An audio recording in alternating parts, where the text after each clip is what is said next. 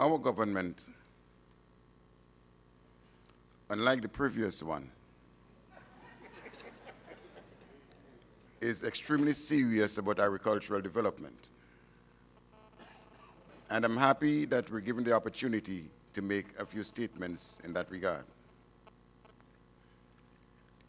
What we are attempting to do currently is intended to do two things. One,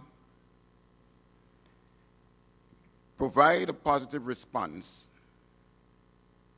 to the crisis in the rural areas as it relates to income generation and the welfare of rural people.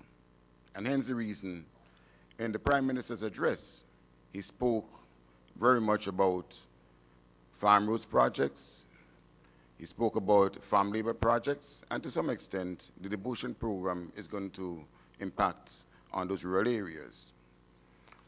The other part to it is that while we're doing those short-term things, we are preparing a foundation so that we can build a sustainable type of agriculture. With regards to aspects of poultry, you can rest assured that we're not going to do what was done in the last 13 years. But currently, we're looking at some of the projects. For example, there's a project that was in operation in St. Andrew.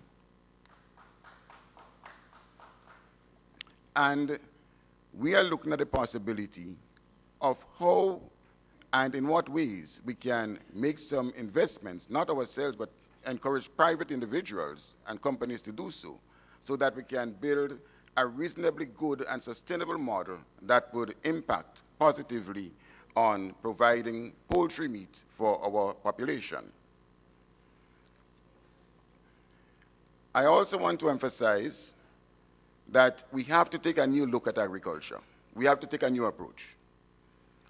I said recently that people say agriculture is dead. We say in this government, the old kind of agriculture is dead, and we're building a new type of agriculture.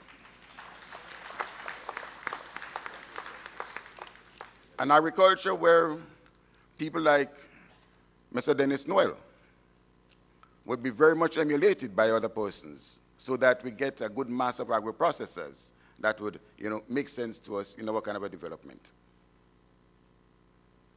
We're looking at a type of agriculture where there is going to be less and less dependence on fertilizers. And when I say fertilizers, I mean the chemical types. Because it is time that we begin and start to look more seriously about our organic type of agriculture that our country, our conditions, and so on really lend itself to.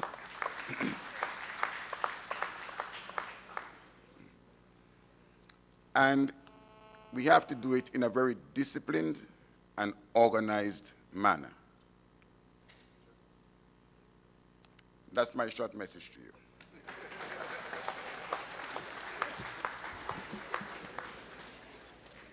Thank you, Minister Church. I also want to recognize and basically apologize for the absence of three of our ministers who are not here with us this evening, Minister Lett, Minister Roberts, Glennis Roberts, and Minister Ali Gill, who are all out of state on business at the moment. I didn't have a hand in this direction. Sorry, question. Thank you very much. Good evening, Mr. Prime Minister, and all members on the platform. Good evening, all. I am Elaine Henry McQueen. I'm from the Grenada National Organization of Women. Given that the unemployment rate in Grenada is twice as high among women as it is among men, and that the wage gap shows us that on average women earn less than men do in Grenada, and recognizing that in the OECS, and of course as highlighted by the package the Prime Minister explained to us this evening, that the emphasis will be on the construction industry, marine and fishing and tourism industries as the sectors for investment and growth.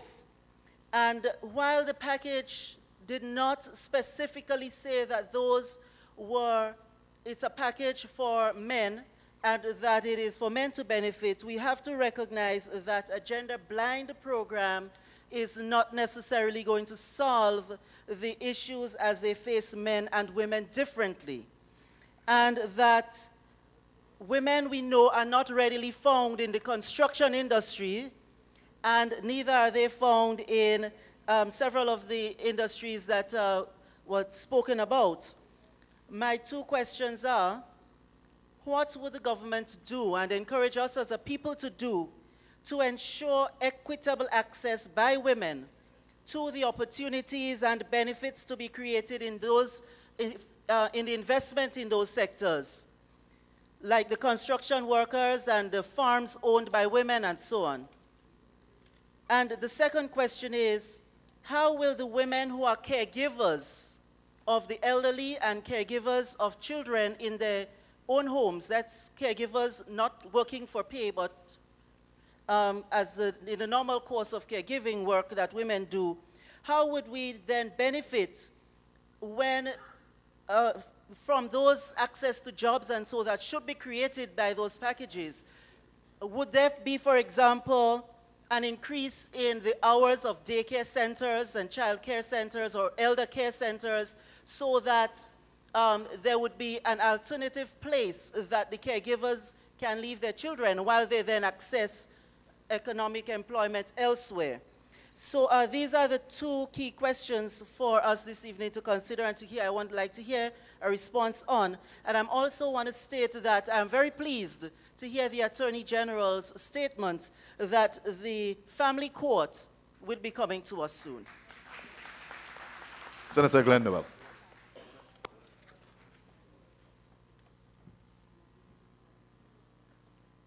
Thank you very much. Good evening to everyone. Ms. Henry, the good news is that this cabinet and my team, we are all ladies' men.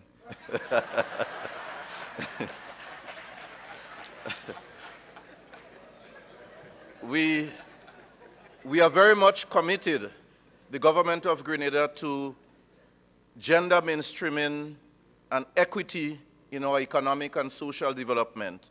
So we are aware that there are peculiar issues facing our women, and we are prepared to do all that we can to bring a greater balance. And as the Prime Minister liked to say, the rebalancing of society.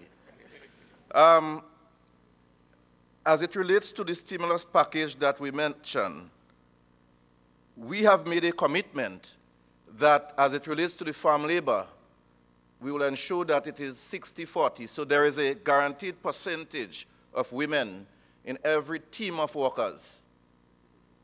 The history shows, too, that of the persons who are employed in the debushing and other programs on the road, that is about 60% women. So I think that is extremely important to point out. The other measures that we spoke about as it relates to the rural enterprise and the micro projects, we expect that the women who are involved in the confectionaries and other sector would seek help and will benefit from that program in terms of starting their own projects in their respective community. We are also committed, and we have been looking very carefully at the social program as it relates to the elderly caregivers program. We are analyzing it and looking to improve its efficiency and to ensure that the persons who are involved in the program, one, the workers are trained and can address the needs of geriatrics and other elderly persons, but we are also ensuring, too, that the persons who come under the program for care are the real person that need the care. We are committed to the